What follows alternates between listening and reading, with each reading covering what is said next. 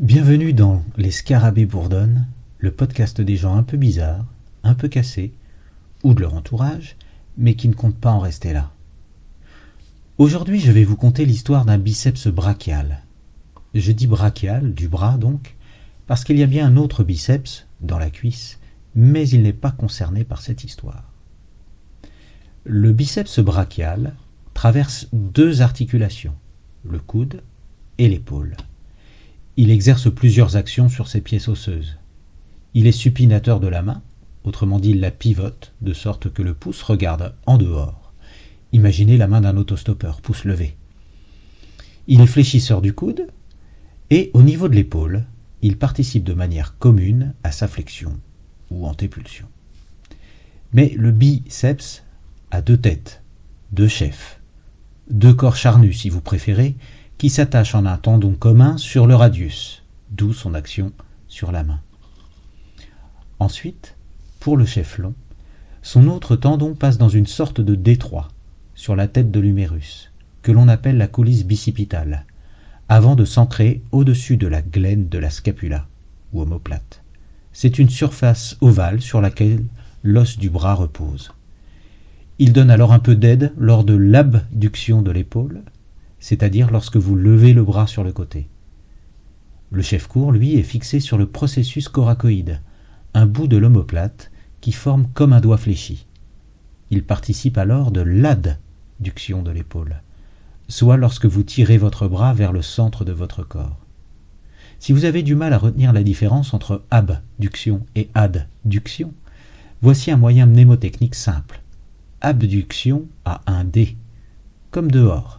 Adduction a 2 D, comme dedans. Bon, j'espère ne pas vous avoir perdu avec ces considérations anatomiques. Comme vous vous en doutez, il est arrivé malheur à ce biceps brachial. Mais n'en disons pas trop pour l'instant, et commençons par le commencement. Son histoire débute probablement aux alentours de 1988 ou 1989. Pourtant déjà âgé de 14 ou 15 ans, il prend conscience qu'il n'est pas très développé, surtout lorsqu'il se découvre des idoles comme Biceps Schwarzenegger, Biceps Stallone et d'autres qui resteront secondaires parce qu'ils n'auront pas eu autant de carrière cinématographique. Appelons-le Biceps Stéphane. Il est aussi peu développé qu'il est ignorant. Il va alors lire des magazines comme Muscle et Fitness, Le Monde du Muscle, et copier sans vraiment comprendre les routines des grands champions de bodybuilding. S'il est écrit 4x12 répétitions avec 1 minute 30 de récupération, il n'y a pas forcément grand-chose concernant l'échauffement. Alors, il se saisit d'une paire d'haltères et vogue la galère. Le voilà à fléchir le coude, paume de main en supination, avec une charge totalement aléatoire. Il est jeune. Il ne se préoccupe pas de l'alimentation. A-t-il faim? Il dévore. Veut-il courir? Il prend son Walkman et, en écoutant Europe, Aerosmith, Pink Floyd, Led Zeppelin, parcourt les kilomètres et revient en jouer après 10 ou 12 d'entre eux. Tout d'abord, éduqué par l'athlétisme, il découvre la boxe française, et bien que ça ne soit pas tout à fait le même sport, il visionne les Rocky plusieurs fois, tente de copier les entraînements du personnage. Et il est persuadé qu'il pourra devenir aussi fort, aussi beau, et peut-être aussi vengeur que Biceps Conan le barbare. Il appartient à un garçon qu'on surnomme à l'époque petit gros, grosse fesse, téton, peau de nez. Il est globalement mauvais à l'école, comme vous le savez déjà. Il peut toujours mieux faire et arrêter de rêvasser. Il faudrait qu'il participe plus. Participer à quoi? Quoi dire? Ce n'est qu'un biceps. Il s'entraîne, il grossit, il devient assez fort et respectable pour qu'on lui fiche presque la paix. Il est au lycée à présent. Comme armure, il revêt un blouson de cuir à la Terminator, ce qui lui vaudra ce surnom. Pour être tranquille, il marchera avec son Walkman, un regard froid de biceps qui ne souhaite pas d'interaction sociale parce que ce biceps ne comprend pas vraiment la plupart de ses congénères, et vice-versa. Dès qu'il prend l'air, il s'entend appeler Musclor. Et comme il est un peu souple et agile, Van Damme. Il est blond et a les yeux bleus, ça suffit. Des compliments? Il n'y croit pas. D'ailleurs, il ne croit pas en lui. Il se voit tout petit, tout malingre. Alors il continue. Biceps Stéphane arrive à l'université car, alors que personne n'y croyait, il a eu son bac, laissant au tapis la majorité de ses professeurs. C'est le début d'une longue dégringolade. Biceps Stéphane découvre les pubs, le prix de la nourriture, les contraintes d'un budget. Il ne cherche plus à se développer que par périodes qui se font de plus en plus espacées. Au bout de quelques années, il entre dans le monde du travail. Il n'a plus de place pour son matériel de musculation, plus le temps, plus la même motivation, et même s'il tient encore 2 ou 3 ans en s'inscrivant dans une salle, la paternité et les tracas du quotidien auront raison de lui jusqu'à sa 38e année. Là, il se ressaisit. Il ne tient bien compte des années qui sont passées. Il se remet à étudier les arts martiaux avec une nouvelle discipline, le Hapkido. Il retrouve de la place pour son matériel de musculation et reprend comme en 90, comme si de rien n'était. Et puis un jour, à 42 ans, il décide de transformer ce parcours en devenant éducateur sportif, renouant avec un ancien projet. Il veut aider les autres biceps à s'épanouir, à trouver leur voie, celle qui s'exprime tout autant que celle qui se trace. Il souhaite que tous les petits biceps s'amusent, se renforcent, s'embellissent, aux yeux de leurs propriétaires.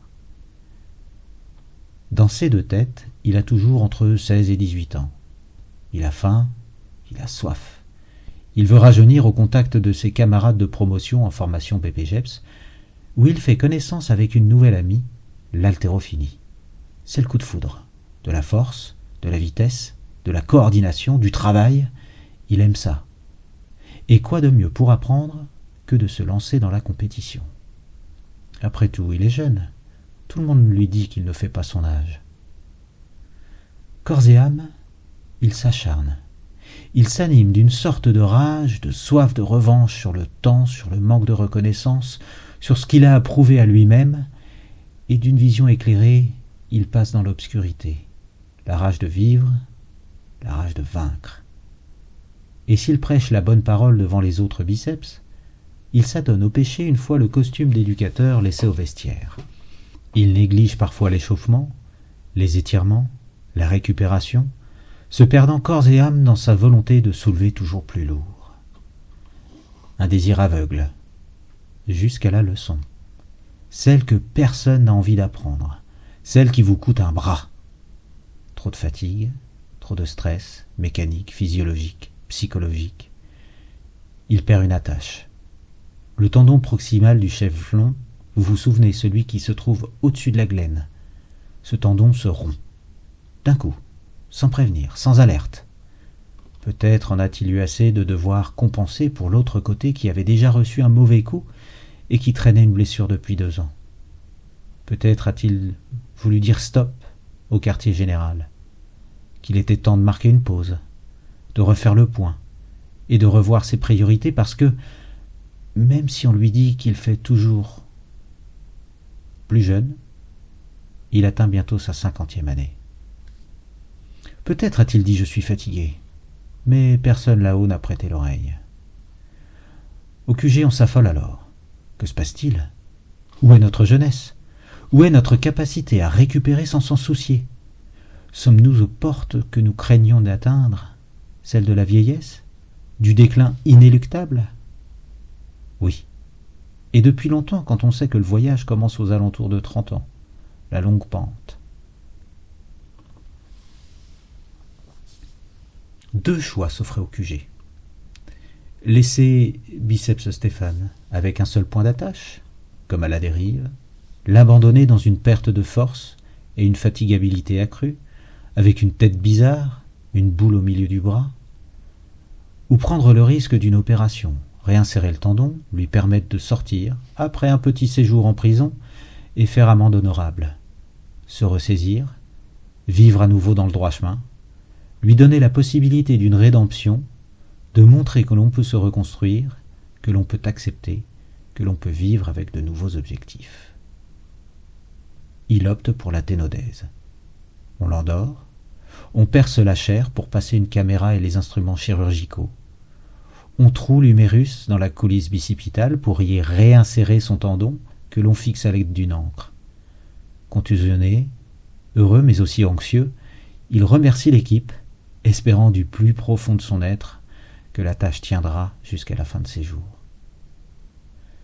Il prend alors conscience que Biceps Schwarzenegger et Biceps Stallone ont vieilli aussi, qu'ils ont accepté de laisser leur jeunesse insouciante dans le passé pour vivre pleinement leur âge, ce qui signifie non pas se laisser aller, surtout pas, jamais, mais s'adapter, profiter de l'entraînement en pleine conscience pour vivre le plus sainement possible, le plus longtemps possible. Faut-il une morale à cette histoire ? Je ne crois pas. Une conclusion peut-être. La compétition, qu'elle se fasse pour les médailles, l'argent, la gloire, ou simplement avec son prochain pour être plus beau, plus fort, mène forcément à la blessure. Les compétiteurs le savent. Tout comme ne pas s'entraîner d'ailleurs. À présent, il lui faut commencer un nouveau cycle, celui de la reconstruction. Prendre le temps brique par brique, kilo après kilo, avec de nouveaux objectifs plus proches des capacités d'un biceps blessé de 50 ans. Cela peut sonner comme une chanson nostalgique, un peu pessimiste, et pourtant Biceps ne l'est pas. Il prend soin de lui pour devenir à nouveau fort, aussi fort que la nature le lui permettra, mais en prenant la voie, celle qui s'exprime, comme celle qui se trace, d'une certaine sagesse. Il lui faut répéter les évidences que la jeunesse ne veut pas écouter, dans son insouciance, dans sa hâte, dans son aveuglement. Le meilleur moyen d'éviter les blessures, c'est de s'entraîner de manière progressive, de prendre le temps. Il y aura toujours un risque, la vie est ainsi faite. Biceps Stéphane vous dirait bien d'éviter la compétition incessante que la société nous inculque, et plus encore à l'ère des réseaux sociaux, qui sont à la santé ce que le fast-food est à la gastronomie. Il vous dira surtout de lutter pour éviter l'obsession et le manque de discernement. C'est pour cela que même un biceps coach aura toujours besoin d'un autre biceps coach pour lui apporter de la lumière. Vous avez parfaitement le droit de vouloir être plus fort, plus rapide, plus agile, plus instruit, plus ce que vous souhaitez. Mais tout cela, si vous souhaitez que cela dure, devra s'inscrire dans le temps avec patience, en respectant le processus. Peut-être que Biceps Stéphane prendra-t-il l'image des 3 petits cochons. La maison de paille, vite construite, s'effondre tout aussi vite. La maison de bois, bien qu'elle prenne un peu plus de temps à construire, tombe elle aussi assez rapidement. Mais le loup s'essouffle contre la maison de briques, celle dont les bases sont solides et les matériaux de qualité. Faites de votre corps une maison de briques. Prenez le temps de l'édifier. Respectez les temps de repos pour que les fondations soient solides. Mettez-y les bons matériaux. Alors vous éloignerez les risques de blessures graves et les opérations dont les bénéfices ne sont jamais garantis. Enfin, tout cela n'était que l'histoire d'un biceps, pas le vôtre. Et comme toutes les histoires, elles sont faites pour être contées et vivre leur propre vie dans le cœur de celles et ceux qui les auront écoutées. Je vous dis au revoir et à bientôt pour un prochain épisode.